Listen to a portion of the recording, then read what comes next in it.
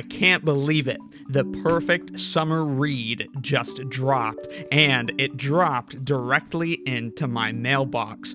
I want to crack into this box and show you the new math book that released recently that I'm really excited to read through. It's the third book by modern author Jay Cummings, who makes the long-form mathematics series. He quickly became one of my favorite actively publishing authors of math textbooks when I got his first book on real analysis several years ago. In fact, my real analysis playlist, which I'm happy to see has been helpful for so many people, is largely based on two analysis textbooks, this one and Understanding Analysis by Stephen Abbott.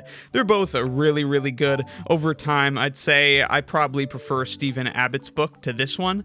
But that's just because I know real analysis decently well at this point, and so Stephen Abbott's book for me just has a little bit more interesting stuff in it, for the space. It's a very short book. This book, on the other hand, is quite long. I mean, the pages and everything, it's real big, and it's super, super good for beginners. I mean, I could not recommend a better book for beginners in real analysis than this one, even though I might prefer Understanding Analysis personally. But he hit it out of the park here, and then he did it again with another big fat book on proofs, a really good book on proofs, and this book has tons of cool stuff. So I'll take a look at this book one day separately, but I don't want to spend too much time on it today because it's not today's focus. Today's focus is Jay Cummings' new textbook that we're going to look at in a second. Also, of course, I can't help but be partial to Jay Cummings because he appeared in my documentary. I love making videos. I've been making videos my whole life, and there are a couple of videos on this channel that will always stick out in my mind as being just immense undertakings that I couldn't help but do. I get an idea in my head and I just have to do it. Some of those videos are the giant pi wraps,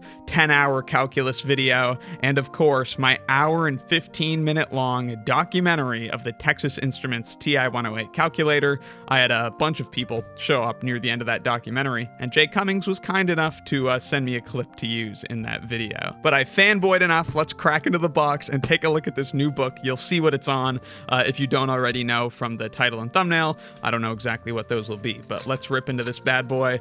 And man, this is just going to be such great reading, Go out there, hang out in the sun, get a cold brew from Dunkin' Donuts, and enjoy reading this brand spanking new book.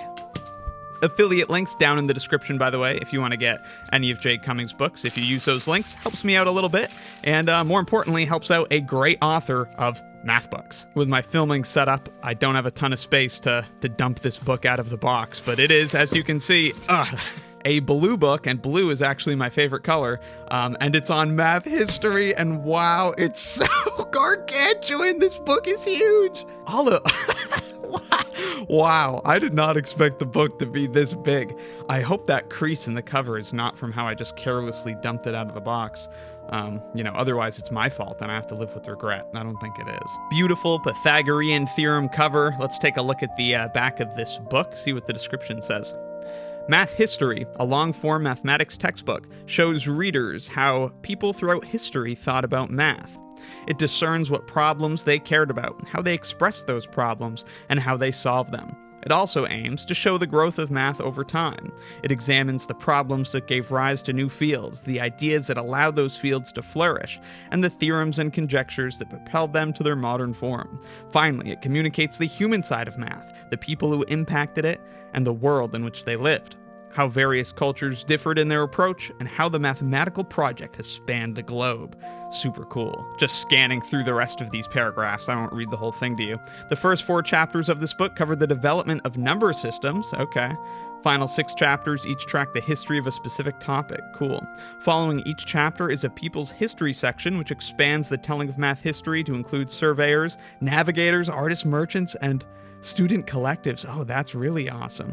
The first appendix is on the history of applied math. Won't be reading that. The second is a mathematician pronunciation guide. Oh my God, that's incredible. The third is a collection of mathematical quotes. The fourth is a history of math words. The fifth is a history of math symbols. And the final appendix is a collection of 37 biographical sketches of them. Oh my God. Jeez, Lou. Nobody does extras in math books like Jay Cummings. His proofs book, like I was saying, that has some really cool extras that I didn't go into details about. But wow, I just finished playing through the game Xenoblade Chronicles 2, and I thought, man, oh man, this game has a ton of content. I think I just discovered the Xenoblade Chronicles 2 of math history books. All of those appendices sound absolutely fantastic. I can't wait to read through those. Man, this is going to be so fun. So we'll just take a look here at the table of contents and maybe flip to a couple of the sections and show you what the appendices look like. Obviously, I just opened this book, right? So I haven't read it out or anything myself. Hello, here's the preface. Welcome to the hardest book I will ever write. I don't doubt that. I mean, putting together math history, I love making videos about math history. They take a ton of work because, I have to check so many sources, try to cross-reference things, confirm conflicting information, see all these different accounts, and all of that just for any individual fact. So, I mean, it's a lot of work. Math history is a massive subject. Yeah, it is impossible to cover everything. When you're trying to figure out what to cover, it's like there's so many fun diversions you could go down. And at least for me, as someone who makes videos, oftentimes it's pretty easy to just say, I don't need to do that diversion today. I'll put that down in my notes and do it later. But when you're trying to write a big old book on math history, I can't imagine it's so easy to just push things off. This is a book with almost 300,000 words. Amazing. Breadth was not my only goal. I want to drill down on certain ideas and explore them in depth. I want you to see how people throughout history thought about math. And I want you to actually do a lot of that math. Yeah, let's go. A lot of these math history books, they're like, you're just some casual reading. Some of them will include some exercises, but I love to see that up front. I want you to actually do a lot of that math. There's nothing like coming to the end of a math history chapter in your book, and it says, do the following 10 arithmetic problems using Egyptian hieroglyphics. It's funny because in middle school, people who struggle with math will think, man, this is like Egyptian hieroglyphics. But then if you go study math and do some math history, your homework actually is Egyptian hieroglyphics. He says this math history book distinguishes itself by containing as much math as history. That's really cool. So he's really not focused then on making this a super accessible math history book, which is awesome. It's a math history book for the sickos, for the hardcore folk, the ones, presumably math majors. This would be a math history book for them. I don't want to read every single word here, but I'm just scanning through and continuing to find stuff that I want to read aloud here. If you're reading this book as a research mathematician and you cannot wait to read the historical arc of your favorite research topic, spectral theory of quasi-periodic Schrödinger operators, well, I have bad news for you.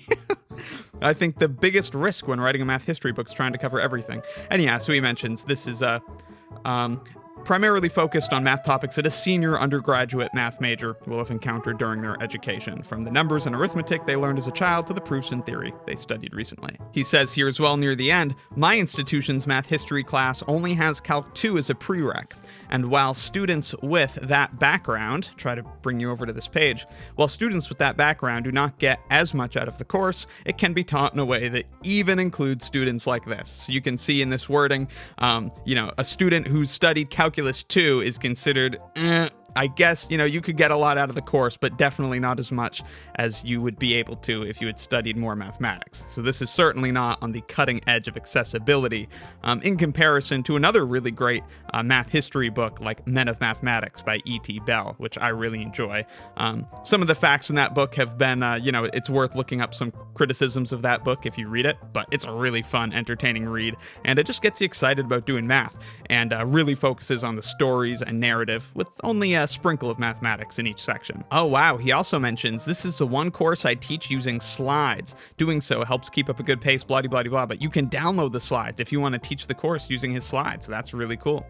You go to longformmath.com. I know there's some stuff there for all of the books that he's published, and just awesome, the work that Jay Cummings has been doing with these books. So much respect for the immense amount of work that goes into these. So here's a quick look at the table of contents. You can pause and read through that if you like. It's hard enough for me to make sure that these pages are all on camera, so I am not reading through them right now as I show them to you, but here they are for you to peruse. I'm sure you could also view this table of contents on the Amazon page. And here's some of the appendices. Oh, so this might be important to you. The biographical sketches in Appendix F. I'm just taking a glance at the page counts here. Looks like they're all a page or two. Some of them are a little bit longer, but you can see who is included, and they are sorted alphabetically. We got Ada Lovelace, Euclid, Hypatia, Kurt Gödel, Pierre de Fermat. Wow. Oh, you've got Madava there. I can't remember. He had a nickname. I can't remember his nickname. I've done a couple videos talking about him, though. Got Cauchy. You got the Bernoullis, who, you can get them in... It's a Mathshin. I want to mention my math clothing brand, the Math Pigeons. Here you've got the Bernoullis. If you go to mathshin.com, you can get pins and other cool stuff with these math pigeons on them. So you've got the Bernoullis. You've got Leonard Euler, who I also have a pin of as a pigeon. Here's Leonard Euler as a mathema pigeon. We, of course, have Euclid as a math pigeon, who came up earlier. Of course, we have Carl Gauss. The mathematicians are not sorted alphabetically, by the way. I'm noticing that now. And we have Pierre de Fermat as a math pigeon. So those are super cool. You can go to mathshin.com to get those shirts, sweatshirts, all that good stuff. And finally, Jay Cummings and Terrence Tao at the end. Really nice. Yeah, it looks like on average they're like 2 to 5 pages, most of these. I said they were just like a page or two at first, but no, I think they're a little bit longer than that. Now, as you might remember, if you've read Jay Cummings' other books, he makes extensive and humorous use of footnotes. Often they're used for lots of great stuff. They might provide some additional context, historical notes, I'm sure, in this book, and certainly some of his others, and fun jokes too. He likes to include jokes. So yeah, I mean, the book is huge. The pages are gargantuan. You can see that the print size, or the font size, I should say, is really quite nice. It's totally readable. And, he prints the books so big, even though I presume he could print them smaller with smaller font and get a little bit more profit with each sale. But the books are just gargantuan and great size font. And the books are super affordable. Most math textbooks, I mean, some of them are so expensive and you're hard pressed to get a math book for more than a couple $100. But his books are like $20. I think this one was $30, and it's gargantuan. And I mean, this is going to be worth so much more than $30. Just flipping through it, you can see there's so many pictures, so many topics covered. Wow. I'm blown away. This is going to be awesome. I'm really excited. This is the perfect summer read. I'm not going to say much more about it. You've got an outline of the book there, showing you the table of contents. I'm excited. You can find a shocking number of AI math books on Amazon these days, and I am so glad somebody is still pumping out absolute bangers. Once I've read through this and made notes and stuff about some of my favorite parts, maybe I'll come back and talk about it again, and I'll look at some of those favorite parts about the book. And I'm sure this is going to inspire many a video throughout the course of this year. So you'll be hearing more about math history by Jay Cummings. To Jay Cummings, thank you so much for writing such an exciting book. I'm really excited to read it, and I have no doubt, based on your previous work, that it is going to be awesome. Oh, I didn't want to show off too much of the book, because you should go buy it if you want to read it. Support this great author. But I do want to take a look quickly at some of those appendices, like the guide on pronouncing mathematicians' names. Where is that? We gotta check that out. You can see, by the way, the biographical sketches are a pretty good length. I mean, even a couple pages, that's a great length for a quick sketch of a mathematician, because the pages here are so big. Here in Appendix E is that history of math symbols. That's going to be really cool to read through. The history of math words is awesome. I'm really excited this is great. Couple minutes reading, just flip to that, read a couple entries, and go to bed. We've got the mathematical quotes. Those are going to be really cool. Here we are, Mathematician's Pronunciation Guide. There are a lot of pronunciations I'm curious about, but let's flip to L'Hôpital if he's here, and maybe he's not. He should be in the G's, right? Guillermo de L'Hôpital. Where is he? Yes, here we are, right at the end of this page. Guillaume de L'Hôpital. Guillaume de L'Hôpital. Something like that. Okay, well, that's good to know. This is going to be a really helpful reference. Anytime I got to pronounce a mathematician's name, it's always a part of the video that I kind of save to the end, because I'm like, I should probably look up how to pronounce this guy's name. And oftentimes there's conflicting opinions on the pronunciation. I think I'm just going to use this book and, whatever trouble that gets me in. People always complain about pronunciations, so I'm not too worried about it. I try to do it right, but, you can't ever please everybody.